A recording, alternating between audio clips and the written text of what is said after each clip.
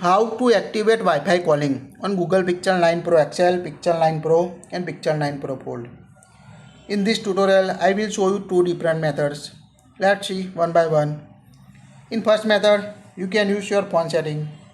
Open the app drawer. Tap the settings app. Tap on a network and internet.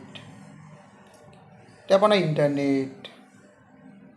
Now at the top you can see your SIM name or carrier name. Tap the setting gear icon. Now scroll down.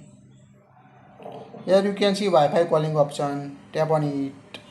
Now toggle on it. Now set calling preference. Tap on it. You can choose call over Wi-Fi or call over mobile network. So select the option you want to use as Wi-Fi calling. The second method you can use is open the app drawer and tap the phone app. Tap on the three dots at the top right corner. Tap on the settings. Here you can see calling accounts. Tap on it. Now tap your carrier name or SIM name. Tap on a Wi-Fi calling. Now toggle on or toggle off the option you want to use Wi-Fi calling and select the calling preferences. That's it. If you like it, share it.